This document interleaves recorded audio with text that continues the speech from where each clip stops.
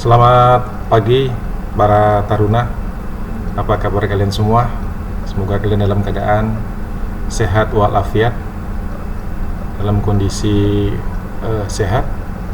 Kemudian kita bertemu kembali dalam materi hari ini, yaitu sistem kemudi kompas. Perkenalkan saya guru daripada kalian untuk kelas ini, yaitu akan memberikan ataupun menyampaikan materi tentang sistem kemudi kompas. Tapi pada hari ini kita akan membahas tentang pedoman magnet. Pedoman, seperti kamu ketahui, adalah alat navigasi yang berfungsi untuk menetapkan arah di laut, yaitu arah kemana kapal harus berlayar dan arah benda-benda di luar kapal terhadap kapal kita berada.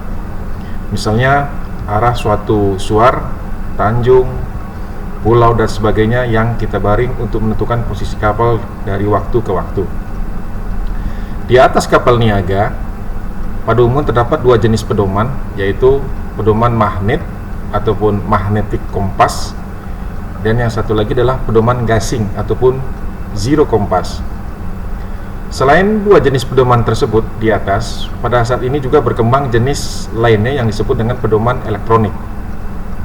Walaupun pedoman gasing prinsip kerjanya menggunakan kelistrikan kapal, namun tidak termasuk dalam kategori pedoman elektronik. Pedoman elektronik yang dikenal yaitu namanya, kamu catat ini, Flux Gate Compass ataupun FGC, dan yang kedua Ring Laser Zero Compass. Saya ulang, yang kedua Ring Laser Zero Compass ataupun RLG.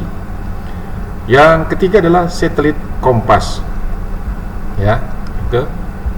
Terus lanjut. Nah, ini ada gambarnya di sini. Persyaratan jumlah dan konstruksi pedoman di kapal diatur secara rinci pada SOLAS 1974. Ini SOLAS singkatan daripada Safety of Lives at Sea. Ya. Di sini kita lihat ada flux gate kompas atau yang dibuat oleh produksinya Raytheon. Kemudian di sini ada ring laser kompas ataupun model-model delta dia, ya. Ini yang disebut dengan pedoman elektronik, ya. Terus ataupun kompas elektronik. Ada lagi di sini satelit kompas. Ya, ini miripnya seperti GPS, ya, Global Position System. Ini namanya satelit kompas. Ini bisa langsung berdasarkan satelit kompas. Jadi kita masuk kepada sesi pedoman magnet, ya. Pedoman magnet adalah satu-satunya jenis pedoman yang tidak menggunakan kelistrikan kapal, sehingga tetap dapat bekerja walaupun listrik kapal padam. Oleh karena itu, IMO, singkatan IMO itu singkatan daripada International Maritime Organization, melalui konvensi SOLAS atau Safety of Life at Sea, atau yang maksudnya adalah keselamatan jiwa di laut, mensyaratkan bagi semua kapal niaga untuk dilengkapi dengan pedoman magnet dengan menetapkan persyaratan konstruksi dan jumlahnya yang harus ada di atas kapal. Menurut konstruksinya, pedoman magnet itu ada dua. Yang pertama, pedoman magnet kering, dan yang kedua adalah pedoman magnet basah ataupun cair. Dan menurut fungsi dan penempatannya terdapat tiga pedoman magnet, yaitu pedoman satu, pedoman tolok ataupun standar kompas yang diletakkan di atas anjungan, digunakan untuk membaring benda di luar kapal. Penempatannya diusahakan tidak terhalang oleh bagian-bagian kapal sehingga dapat digunakan pada busur 360 derajat. Nah, pedoman ini juga digunakan sebagai patokan bagi pedoman magnet yang lainnya.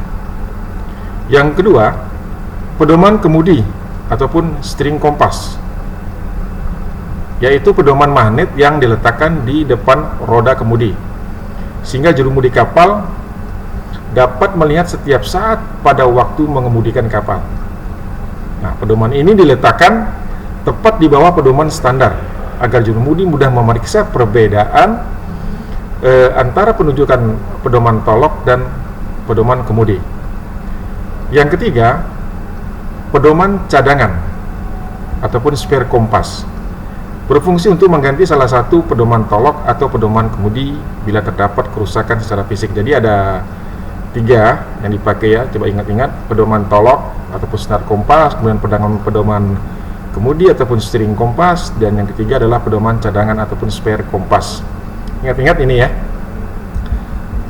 Jadi itu saja dulu materi kita singkat hari ini ya. Jadi ingat, kita lihat ke atas lagi, ada beberapa hal mengenai jenis-jenis pedoman, yaitu yang pertama pedoman magnet, kemudian pedoman gasing ya.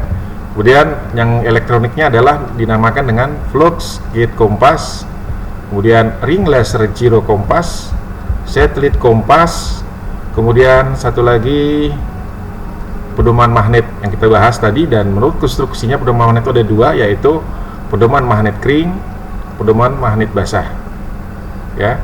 Dan menurut fungsi dan penempatnya terdapat 3 pedoman magnet ya. Ingat-ingat sekali lagi, pedoman tolok ataupun senar kompas ini diletakkan di atas anjungan ya, di bagian luar kapal. Kemudian pedoman kemudi ataupun steering kompas, yaitu pedoman yang diletakkan di depan roda kemudi. Dan yang ketiga adalah pedoman cadangan ataupun spare kompas. Ini berfungsi untuk mengganti salah satu pedoman tolok ataupun pedoman kemudi bila terjadi kerusakan secara fisik. Jadi itu saja materi singkat yang bisa saya sampaikan tentang pedoman dalam hal ini kompas. Jadi simak kembali materi hari ini. Seperti biasa, kirimkan tugasmu ke Google Classroom dengan meringkas apa-apa yang sudah saya sampaikan materi ini pada hari ini.